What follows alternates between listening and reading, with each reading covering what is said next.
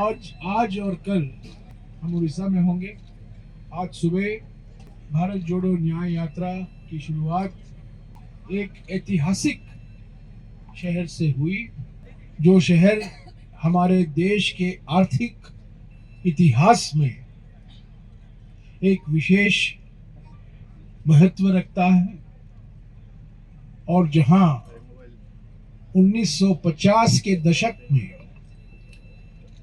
एक पहला मील पत्थर हमारे देश के उद्योगीकरण का रखा गया पंडित जवाहरलाल नेहरू द्वारा।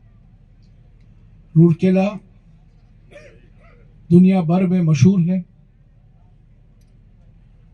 रूरकेला को हमें तब के पश्चिम जर्मनी और ऑस्ट्रिया से वित्तीय और तकनीकी सहायता मिली,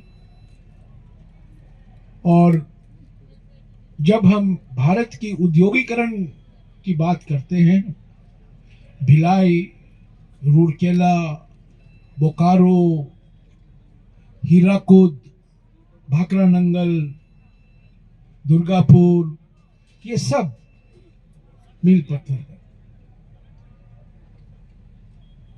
1950 और 1960 के दशक में पब्लिक सेक्टर ने हमारे देश को बनाया।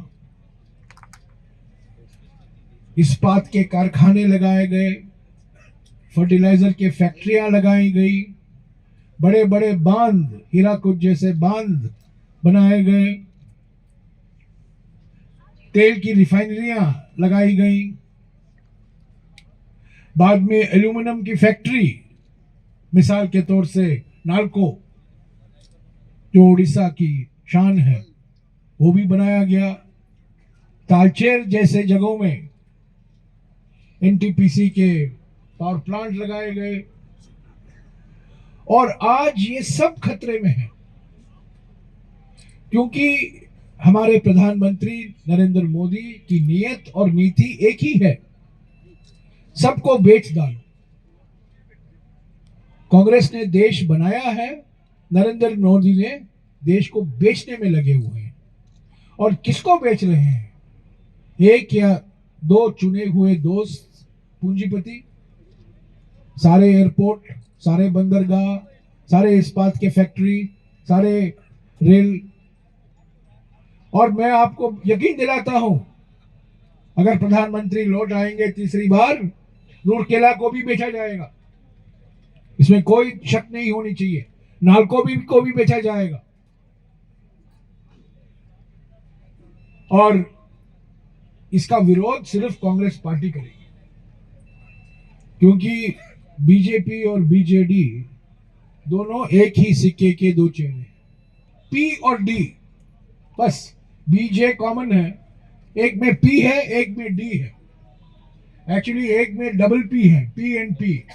आप जानते हैं वो दो पी कौन है जो उड़ीसा चला रहे हैं आज, जिसके नाम पर एक पी चला रहे हैं दूसरे पी के बारे में।